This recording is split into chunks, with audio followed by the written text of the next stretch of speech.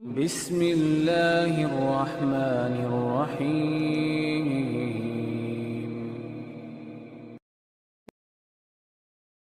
تو آئیے ہم آغاز کرتے ہیں۔ سب سے پہلے آپ چونکہ حج کرنے جا رہے ہیں تو آپ کے علم میں ہونا چاہیے حج کس کو کہتے ہیں۔ حج کے بارے میں یہ بات ذہن میں رکھیے کہ حج القصد والارادہ، آپ کا یہ ارادہ اور قصد ہونا چاہیے کہ میں نے رب کی رضا کے لیے جانا ہے۔ یہ بہت مہم چیز ہے۔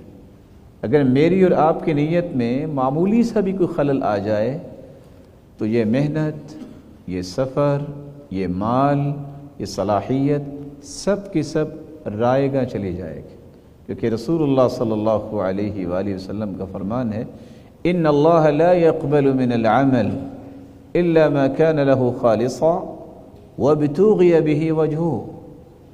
اللہ ذوالجلال صرف وہی عمل قبول کرتے ہیں جو خالص اس کی رضا کے لیے کیا جائے۔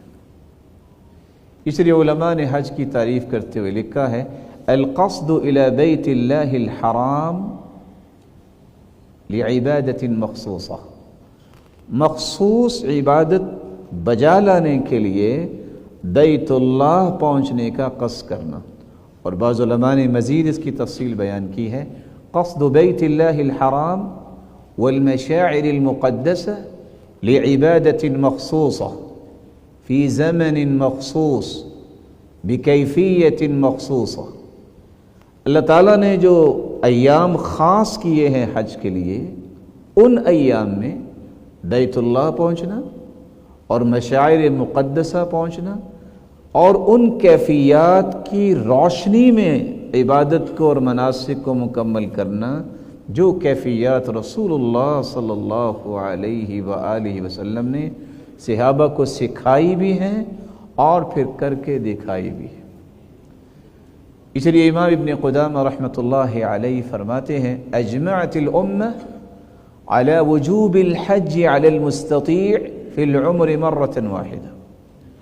پوری امت کا اس بات پر اتفاق ہے، اجماع ہے کہ جس کو اللہ ذوالجلال نے طاقت سے نوازا ہے، جسمانی طاقت کہ وہ ارکان کو، وہ واجبات کو، وہ مناسک کو مکمل کر سکے، اور سفری طاقت کہ وہ سفر بھی کر سکتا ہے، اس کے پاس زاد راہ بھی ہے، تو ایسے مستطیع انسان پر زندگی میں ایک مرتبہ حج کرنا یہ فرض ہے۔ ہاں اگر اس کے پاس طاقت ہے تو وہ جتنے چاہے حج کر لے، لیکن بنیادی طور پہ فرضیت سے اپنے آپ کو عہدہ برا کرنے کے لیے زندگی میں ایک مرتبہ حج کرنا یہ ہر مسلمان پر فرض ہے جس کے پاس طاقت ہے۔